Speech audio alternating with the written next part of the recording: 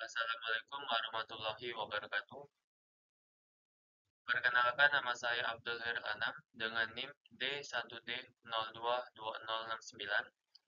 Jadi di sini saya akan mempresentasikan hasil kerja daripada PPT saya yang berjudul bentuk-bentuk konflik, yang mana pada mata kuliah pengelolaan konflik sumber daya hutan ini itu diampu oleh Bapak Dr. Marwoto SHUD MSc. Yang pertama ada definisi. Menurut Johnson dan Dwecker 1993, konflik adalah pertentangan antara banyak kepentingan, nilai, tindakan, atau arah, serta bagian yang menyatu sejak kehidupan ada. Dalam aktivitas organisasi, dijumpai berbagai macam konflik yang melibatkan individu-individu ataupun kelompok-kelompok. Nah, untuk bentuk-bentuk konflik, pada hakikatnya, konflik terdiri dari 6 bentuk. Yang pertama ada konflik dalam diri individu. Yang kedua ada konflik antar individu. Yang ketiga ada konflik antar anggota dalam satu kelompok.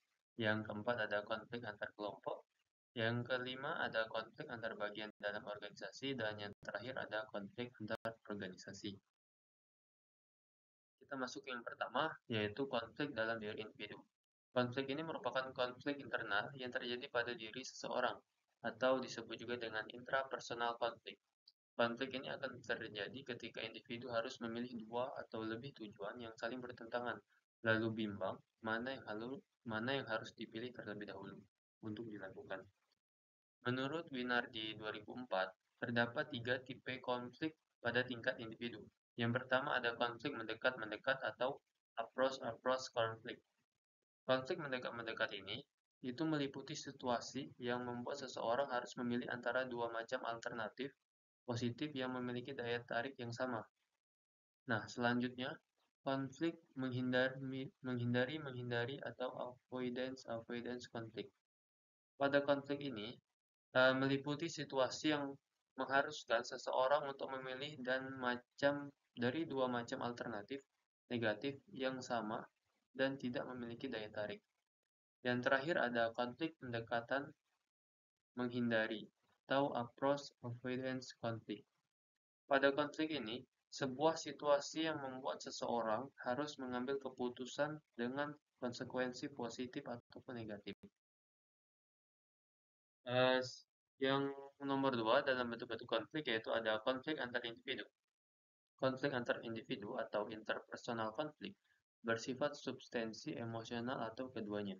Konflik ini terjadi ketika ada perbedaan tentang isu tertentu, tindakan, dan tujuan.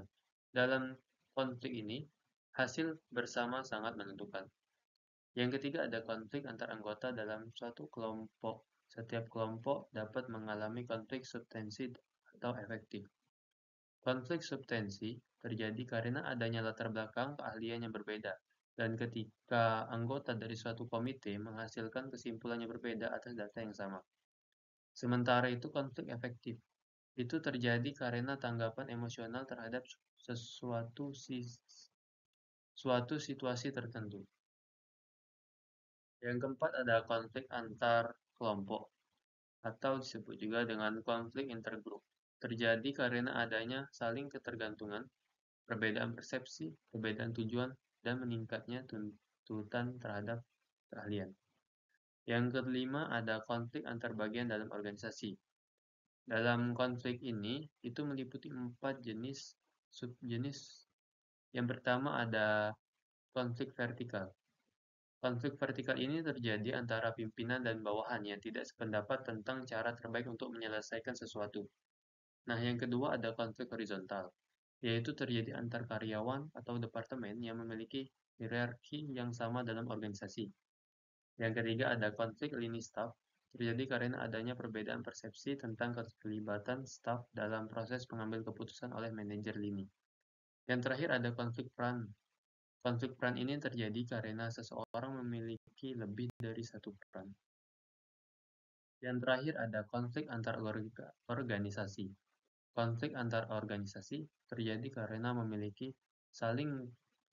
mereka memiliki saling ketergantungan pada tindakan suatu organisasi yang menyebabkan dampak negatif terhadap organisasi lain. Misalnya, konflik yang terjadi antara perguruan tinggi dengan salah satu organisasi masyarakat.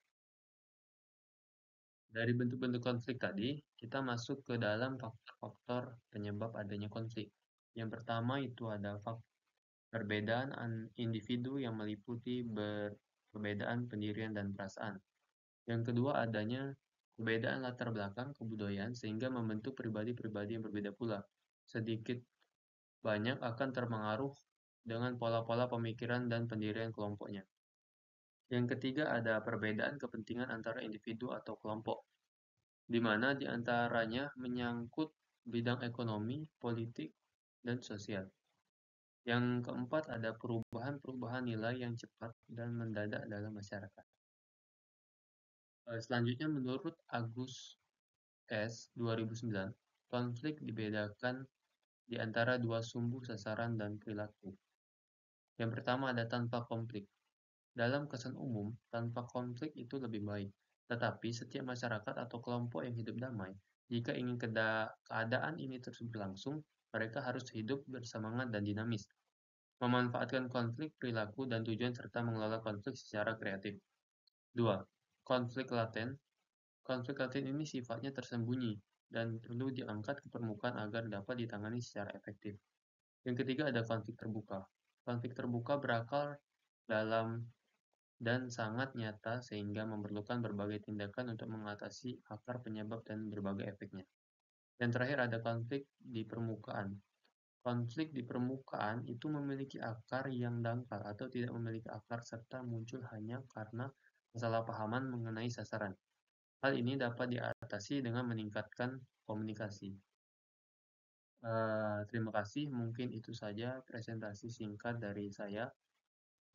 Saya akhiri. Wassalamualaikum warahmatullahi wabarakatuh.